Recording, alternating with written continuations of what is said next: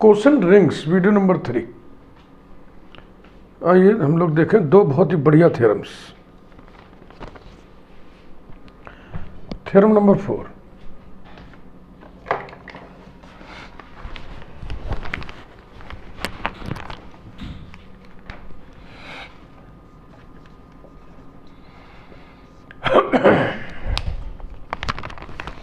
let R be a commutative ring with unity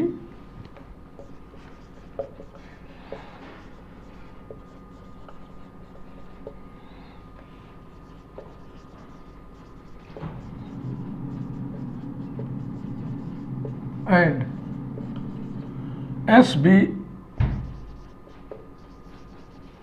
an ideal of R, then the quotient ring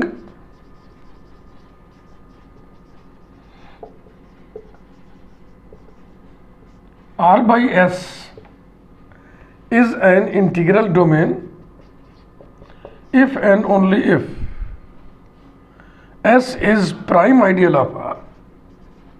S is a prime ideal of R.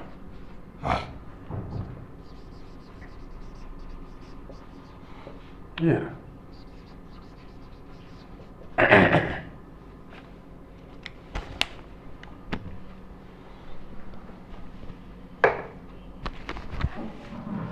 Proof.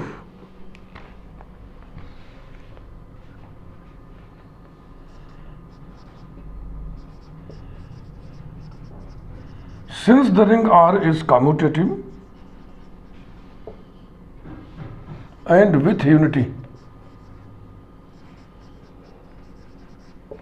therefore the quotient ring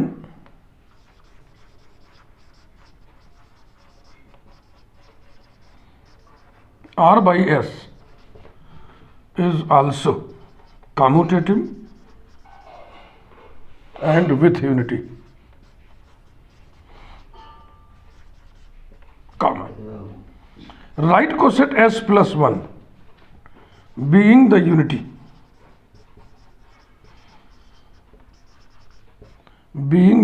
of R by S. ये हम theorem number 1A theorem number 1B में पढ़ लिए। R commutative है तो R by S commutative होगा, R के पास unity है तो R बाई एस के पास भी यूनिटी होगा। अब if part,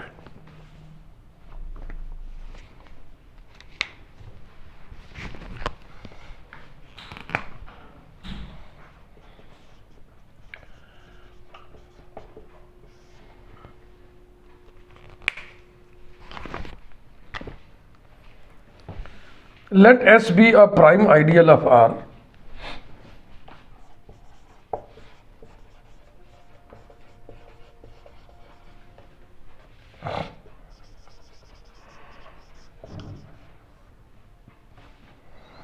then we have to prove that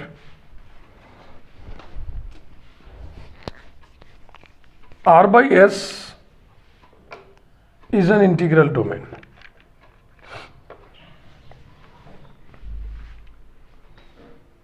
अब इंटीग्रल डोमेन किसे कहते हैं? Commutative ring with unity and without zero divisors. ठीक,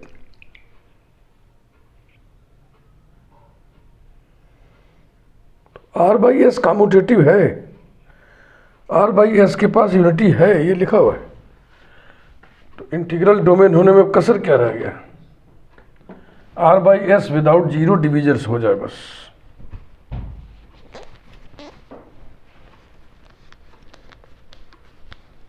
कोई भी रिंग विदाउट जीरो डिवीजर कब होती है? विदाउट जीरो डिवीजर, ध्यान रखना, जब दो नॉन जीरो एलिमेंट का प्रोडक्ट नॉन जीरो ही हो, या दो एलिमेंट का प्रोडक्ट यदि जीरो है तो उसमें से कोई एक जरूर जीरो हो जाए। तो यही सब प्रूव करना है।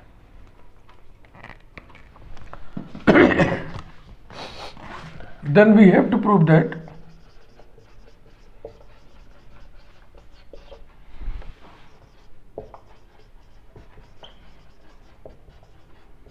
R by S is an integral domain. For this, we shall prove that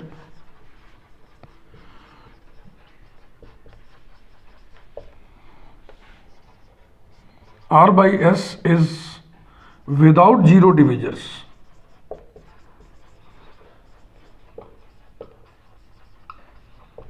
Now,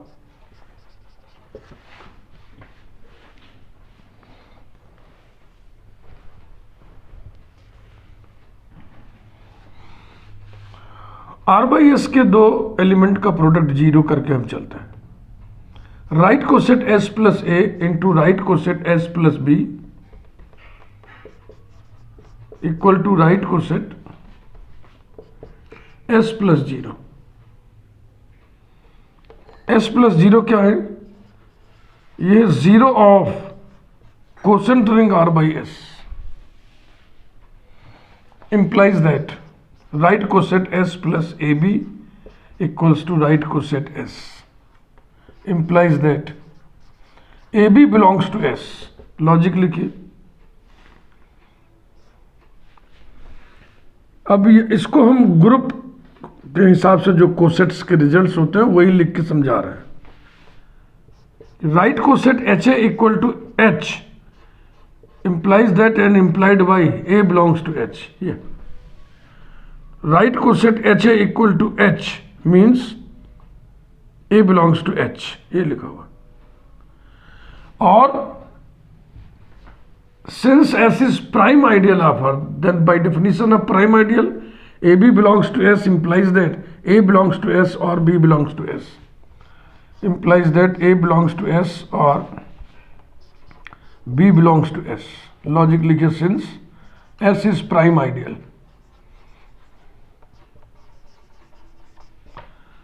फिर इसी रिजल्ट का इस्तेमाल कर लो कि अगर ए एच में है तो राइट कोसेट एच एच के बराबर होगा, तो अगर ए एस में है तो right coset S plus A equals to S होगा, या बी एस में है तो right coset S plus B equal to S होगा। एस माने zero, zero of the ring R by S.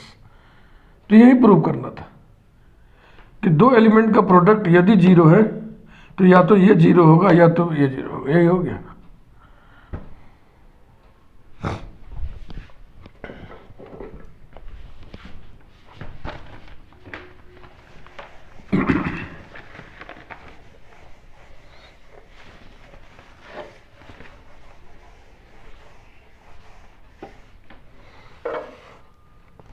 Thus R by S is without zero divisors. Thus the quotient ring R by S is without zero divisors. बस और कुछ लिखने की जरूरत नहीं है। मन करे यदि बहुत कि नहीं एक फिनिशिंग सेंटेंस लिखें तो लिख दीजिए and hence R by S is an integral domain, क्योंकि ये सारी बातें यहाँ लिखी हुई हैं। Only a part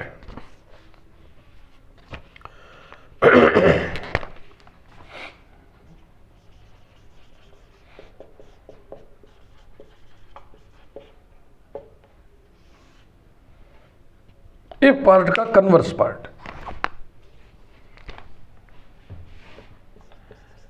let R by S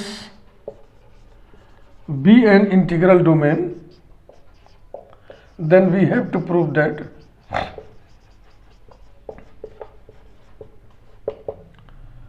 S is a prime ideal.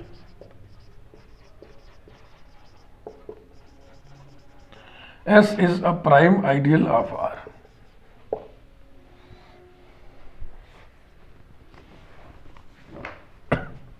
Now, right coset S plus A into right coset S plus B equal to S implies that right coset S plus A equal to S or right coset S plus B equal to S. Logic लिखिए, since being an integral domain R by S is without zero divisors, is without zero divisors. इसलिए दो element का product यदि zero of the ring के बराबर है तो या तो ये जीरो ऑफ द रिंग होगा या तो ये जीरो ऑफ द रिंग होगा। आर बाई एस रिंग का जीरो कौन होगा? एस, एस प्लस जीरो, जो कह लीजिए, दोनों एक ही चीज है।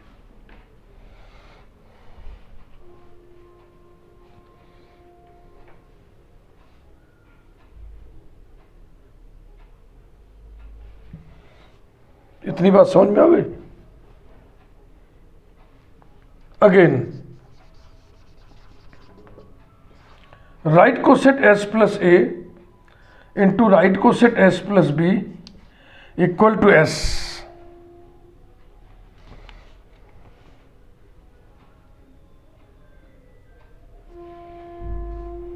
थोड़ा सा लिखावट बहुत बढ़िया नहीं है, ये एक लाइन में होना चाहिए। फिर से हम लिखेंगे, यही है मॉडर्न अलजेब्रा। प्रेजेंटेशन बड़ा मायने रखता है। नाउ ऐसे लिखते हैं, since R by S is without zero divisors,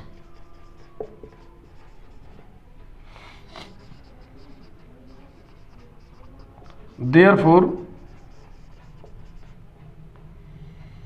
एक लाइन में पूरा है, लाइन टूटना नहीं, expression S plus A into right coset S plus B equals to right coset S plus zero implies that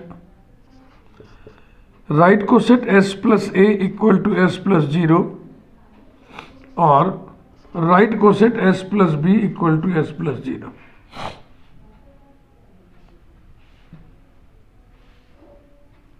That is, इनका product right coset s plus A B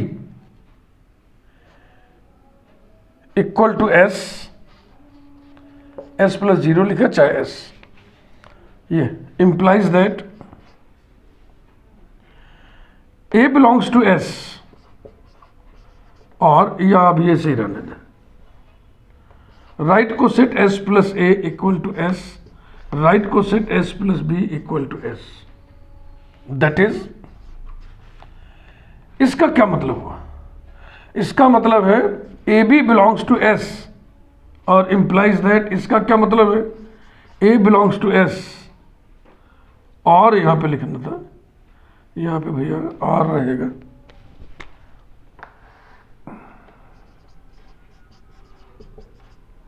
और b belongs to s हो गया। A B belongs to s implies that a belongs to s or b belongs to s. It means that s is a prime ideal by definition of prime ideal. It means that s is a prime ideal of R. ये theorem पूरा हुआ। Theorem number 5, सब कुछ वही रहेगा, integral domain जो word लिखा था इस थ्योरम में उसकी जगह फील्ड कर देना। दोनों अच्छे थ्योरम है, क्वेश्चन रिंग पर आधारित।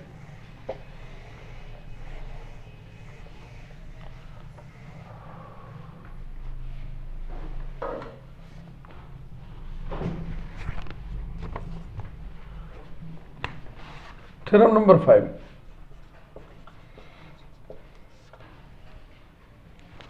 क्वेश्चन रिंग से संबंधित मटेरियल सेपरेटली बहुत ज़्यादा नहीं मिल रहा है, इसको यहीं पे हम समाप्त कर देंगे, इस प्लेलिस्ट को पूरा कर देंगे, क्योंकि जो थ्योरम है वो उसमें कुछ और भी चीज़ें हैं तो वो वहाँ चला जाता है।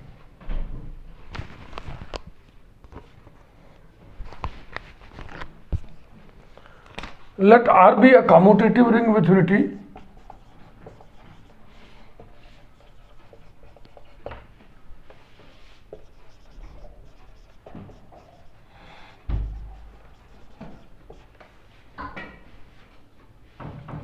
and S be an ideal of R. Then R by S is a field ये रिंग है पहले से तो पता ही आपको, ऐसे लिखते हैं। Then the quotient ring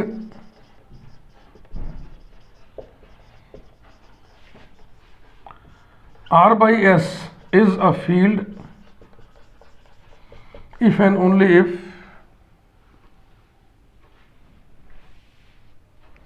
S is the maximal ideal of R. S is the maximal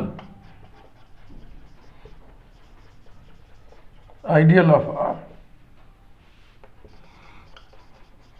पिछले थ्योरम का स्टेटमेंट में लाइए,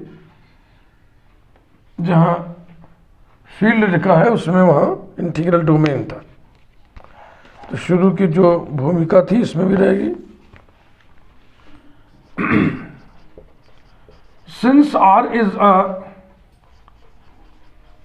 commutative ring, या बिल्कुल वही सेंटेंस हम रिपीट कर दें, याद आ रहा मुझको। Since the ring R is commutative with unity, therefore the quotient ring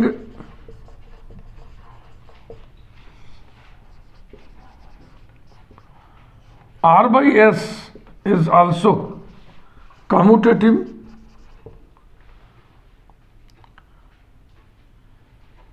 and with unity, यहाँ भी एंड लगा दो, यहाँ एंड विथ यूनिटी, तो पिछले जैसा सेंटेंस बिल्कुल होगा, विथ यूनिटी, फुल स्टॉप। अब शुरू होगा एक part.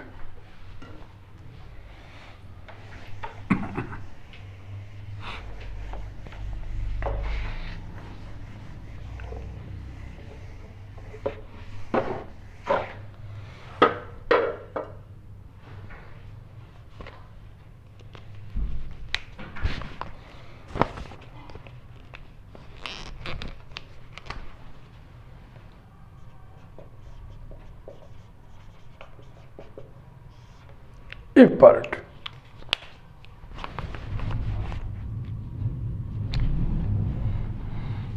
Let S be the maximal ideal of R.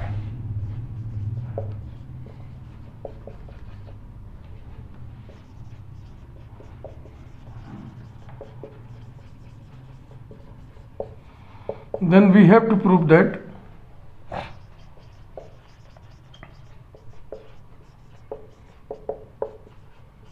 R by S is a field.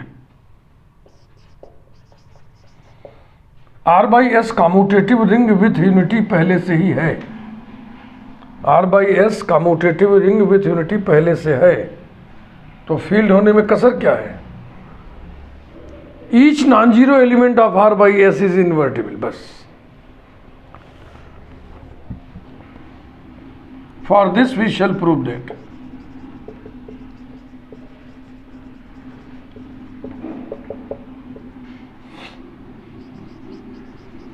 every non-zero element of R by S is inversible. Let right coset S plus A be any non-zero element of R by S, then S plus A not equal to S plus 0, तभी तो non zero हुआ ना। हाँ यार, non zero का मतलब zero मत लिख देना, नॉन जीरो से मतलब है जीरो ना हो। कौन सा जीरो? रिंग का जीरो। इस रिंग का जीरो S plus 0 यानी कि S होता है, ऐसा। तो अगर ये दोनों बराबर होते तो A बिलोंग्स टू S होता, बराबर नहीं है तो A बिलोंग्स टू S नहीं होगा, यानी कि दिस इम्प्लाइज दैट, ऐसा नहीं लिखे एंड सो, और इस प्रकार A नहीं है S में।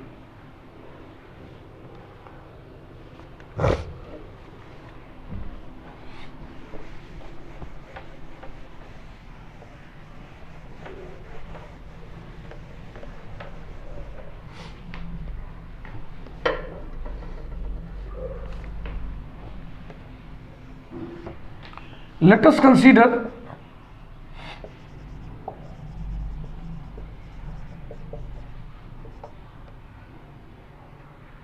the principal ideal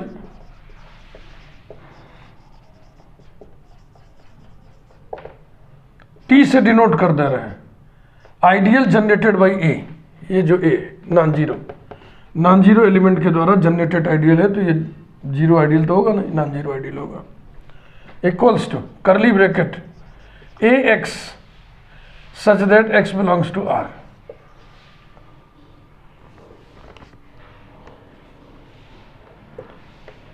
then obviously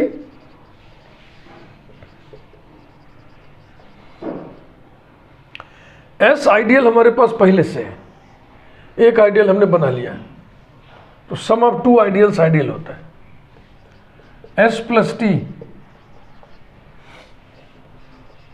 is an ideal of R,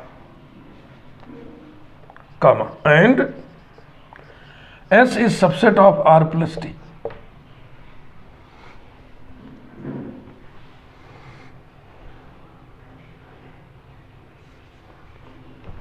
But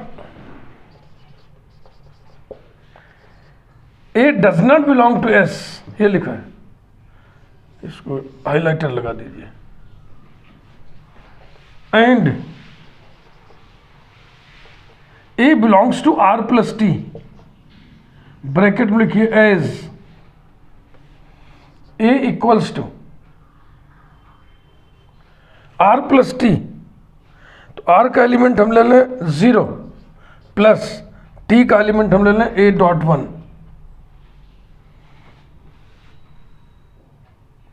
इसके नीचे लिख दो बिलोंग्स टू R, इसके नीचे लिख दो बिलोंग्स टू टी, ये टी में होगा ना, एक्स की जगह वन लिया हुआ है, तो ये आर प्लस टी में होगा, ब्रैकेट क्लोज्ड, सेमीकोलन। देयरफॉर देखो यहां लिखा है तुमने S is subset of R plus T, फिर आप ये कह रहे हो कि एक एलिमेंट ए ऐसा है जो इसमें तो है लेकिन इसमें नहीं है, इसका मतलब क्या हुआ? ये एक मिनट, इसमें तो नहीं है लेकिन इसमें है, इसका मतलब क्या हुआ? प्रॉपर सबसेट हुआ। देखो एस और ये रहा आर प्लस टी, एक एलिमेंट ऐसा हमको मिल गया ए जो एस में नहीं है, आर प्लस टी में है, तो ये संभव तभी होगा जब एस प्रॉपरली कंटेंट होगा आर प्लस टी में, तो इक्वलिटी की संभावना खत्म। Therefore S is proper subset of R plus T, S is proper subset of R plus T.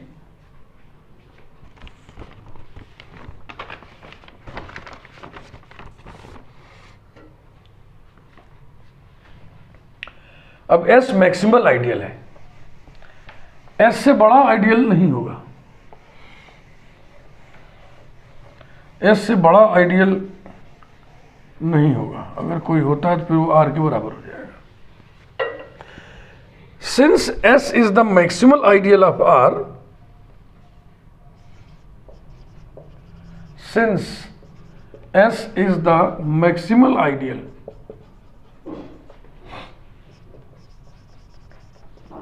of R, therefore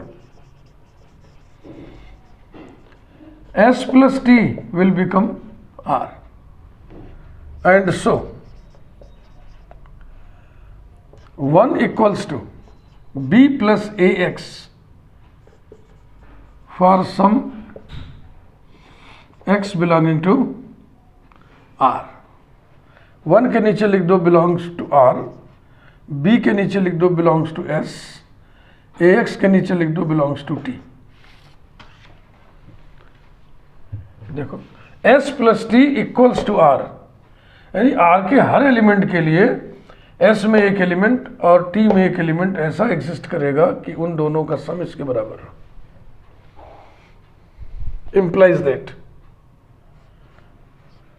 1 minus AX equals to B, जो कि S का एलिमेंट, implies that s plus 1 equals to s plus ax. Since AB inverse belongs to H implies that and implied by right coset HA equal to right coset HB. हम यहाँ जो भी logic देखो दे रहे हैं ना, वो ग्रुप के हिसाब से कोसेट वाला रिजल्ट का लॉजिक दे रहा है, क्योंकि ये आपको बढ़िया से याद होगा फ्रीक्वेंटली. अब इसी को एडिशन में कन्वर्ट करके सोच लो. Right coset H A equal to right coset H B. क्यों? क्योंकि ए बी इनवर्स 1 और इसका इनवर्स क्या होगा, इसका निगेटिव एडिशन के रिस्पेक्ट में. ये बिलोंग्स टू एस.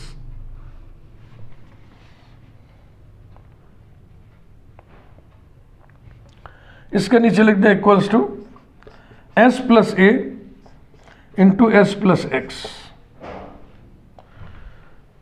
ये दोनों राइट को सेट्स हैं, आर बाई एस के एलिमेंट्स हैं.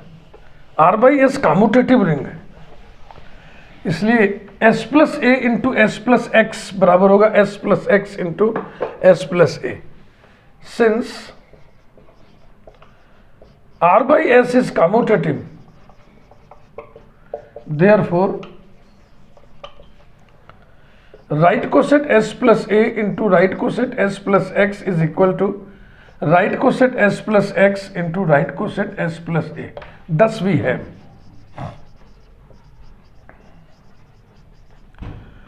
right coset s plus a into right coset s plus x equal to right coset s plus 1 equal to right coset S plus X into right coset S plus ए.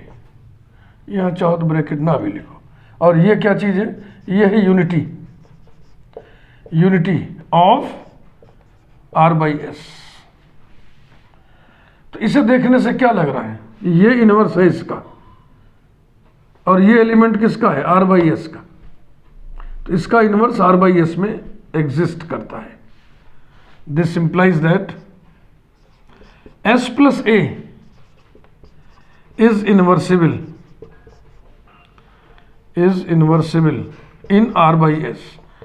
और S plus A को क्या लिए थे हम लोग शुरू में, S plus A be any non-zero element of R by S. तो इस प्रकार से हम कह सकते हैं कि हर non-zero element of R by S is inversible in R by S. Thus every non-zero element of R by S is inversible. is inversible लिख के छोड़ दो, इसका मतलब ही होता है is inversible in R by S.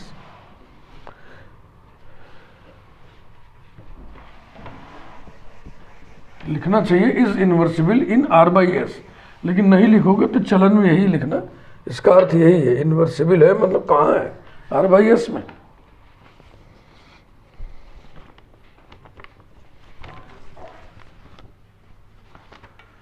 Only a part.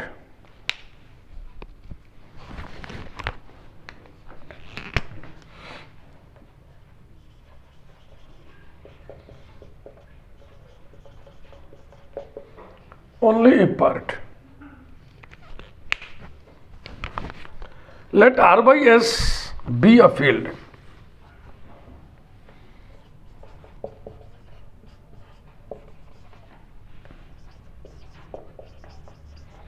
Then we have to prove that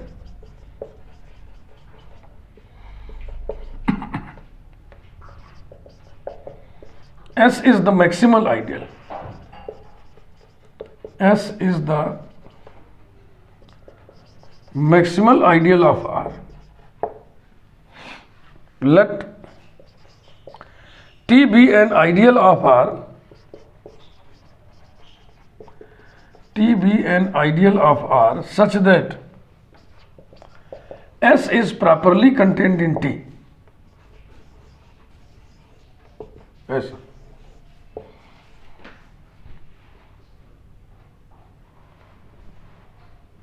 तो S maximal ideal कब होगा, जब इससे बड़ा कोई आइडियल एग्जिस्ट ही ना करे.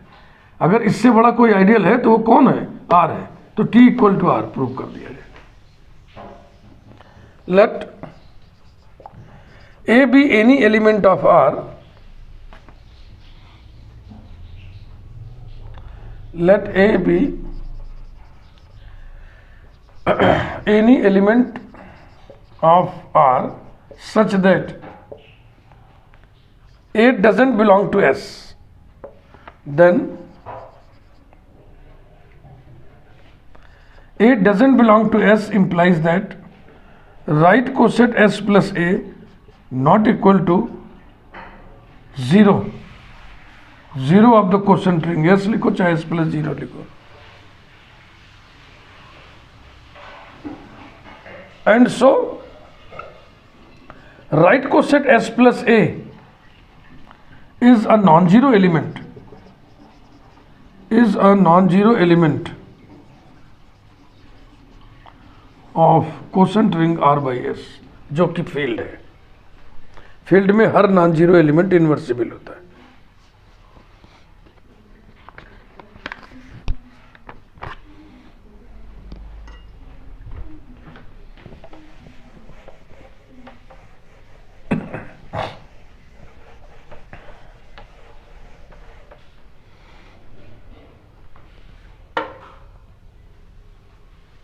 नो, ये फिगर बना लीजिएगा. S is properly contained in T implies that there exists B belonging to T such that B does not belong to S, है ना. ये इसमें प्रॉपरली कंटेंट है. इसका मतलब T में कोई एलिमेंट ऐसा है जो इसमें नहीं है. Since B does not belong to S, therefore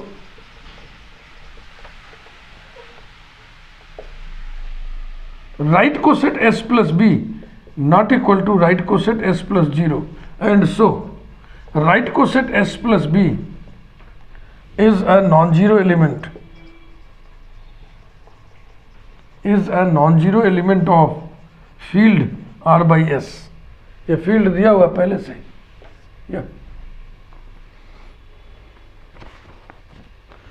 Since R by S is a field,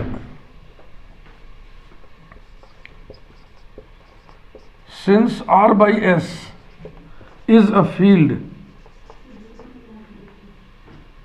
and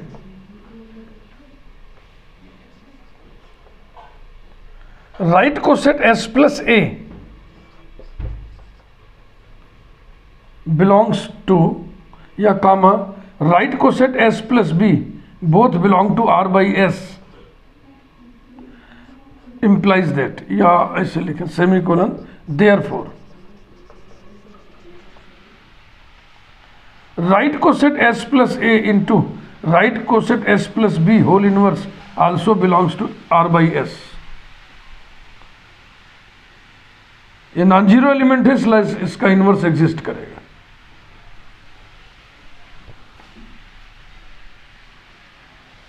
हाँ, मन कर रहा कुछ और लिख दे, मन कर रहा छोड़ो, इतना काफी.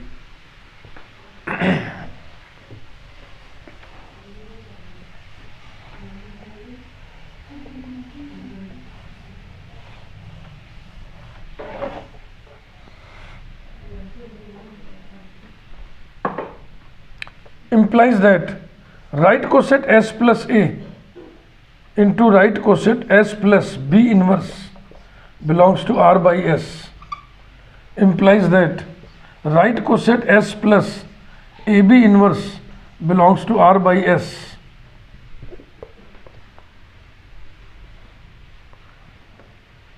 And this implies that AB inverse belongs to R. But T is an ideal of R, therefore AB inverse belongs to R, comma, B belongs to T implies that, ये एक ही लाइन में चाहिए, असल में यही सब लिखने का है मुझे. Therefore AB inverse belongs to R, B belongs to T implies that this into this must belong to T, A B inverse B belongs to T, ideal होने के नाते implies that A belongs to T. Thus, T contains all those elements T contains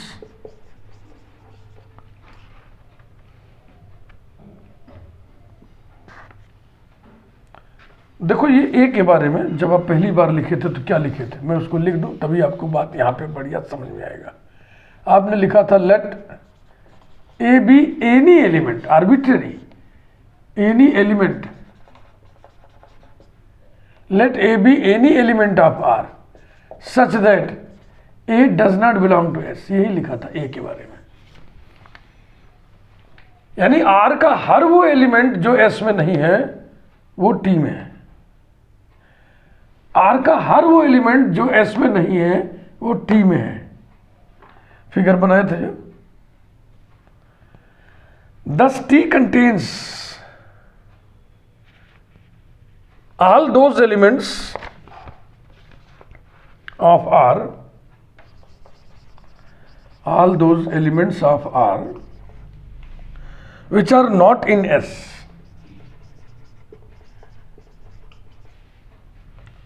which are not in S। Figure यहाँ पे फिर आवश्यकता समझ में आ रही है।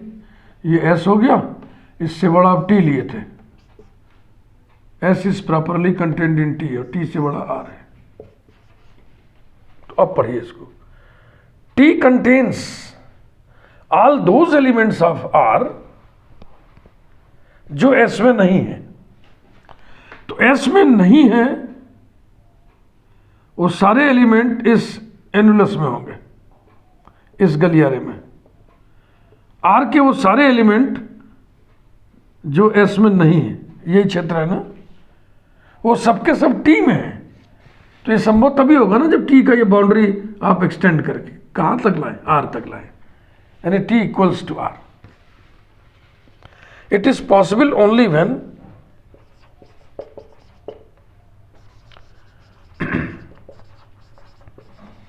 it is possible only when T equals to R, यानी S से बड़ा कोई आइडियल एग्जिस्ट ही नहीं करेगा, अगर करेगा तो R के बराबर होगा। Hence S is the maximal ideal, S is the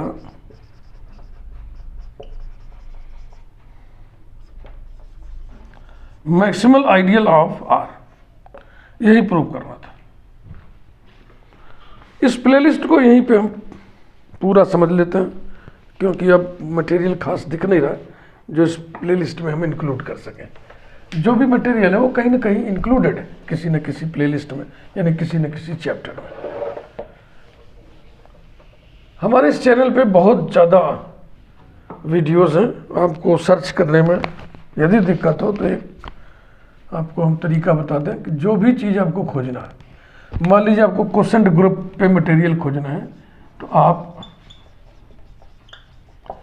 quotient groups गणितपुर ऐसा लिख करके तब सर्च करिए, यानी कि चैप्टर का टाइटल और बगल में गणितपुर, इतना लिख के सर्च करिएगा तो आपको मिल जाएगा।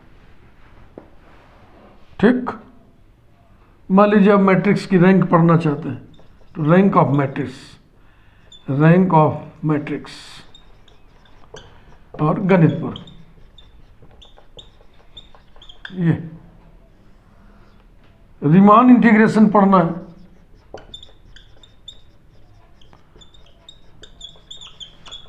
रीमान इंटीग्रेशन गणितपुर, गणितपुर जरूर लिखिए टाइटल के साथ और तब सर्च करिए, तब हमारे इस चैनल का वीडियो खुल जाएगा। मॉडर्न अलजेब्रा बहुत ही वास्ट एरिया है और रिंग्स के प्लेलिस्ट बहुत सारे हो चुके हैं। रिंग्स एंड इंटीग्रल डोमेन्स, ये हम प्लेलिस्ट की टाइटल्स बोल दे रहे हैं। Rings and integral domains, sub rings and ideals, fields and sub fields, ring homomorphisms, quotient rings, Euclidean rings, polynomial rings, ये सब रिंग के चैप्टर्स हैं। हर चैप्टर एक प्लेलिस्ट बनाता है।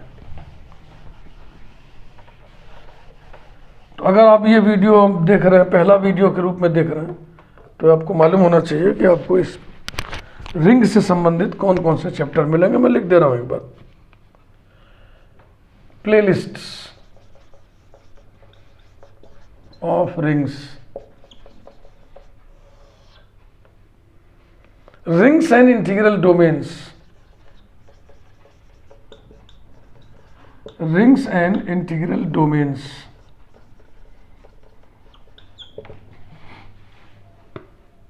गणितपुर। इस सभी पे हमने टाइटल में एक जोड़ दिया है गणितपुर, ताकि आपको सर्च करने में आसानी रहे। Number 2, subrings and ideals, subrings and ideals, Ganitpur. 3rd, fields and subfields, fields and subfields, Ganitpur. 4th, ring homomorphisms, ring homomorphisms, Ganitpur. 5th, quotient rings,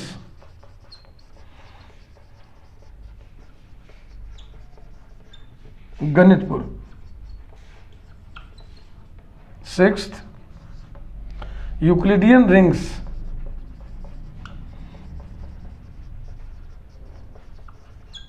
Ganitpur. 7th, polynomial rings,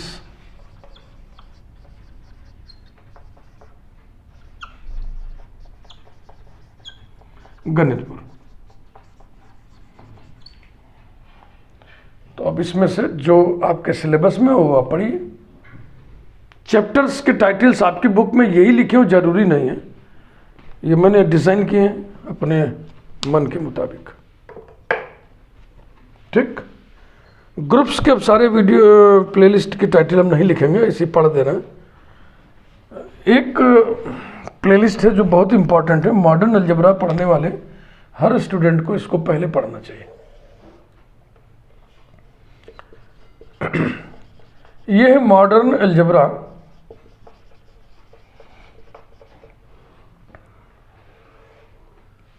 गणितपुर, और ब्रैकेट में जरूर लिखिएगा introduction and foundation, introduction and foundation. इसमें 46 videos हैं। ये modern algebra के लिए, abstract algebra के लिए फाउंडेशन तैयार करते हैं, जो कि बहुत ज़रूरी है। फाउंडेशन नहीं तैयार है तो आपको अलजेब्रा कम समझ में आएगा, एकदम से समझ में नहीं आएगा, ऐसा ना बोल के हम ये बोल रहे हैं कम समझ में आएगा, क्योंकि ये आपकी मानसिक क्षमता पे डिपेंड करता है। तो modern algebra गणितपुर, introduction and foundation, ये वीडियो आप जरूर देखिएगा। Thank you very much.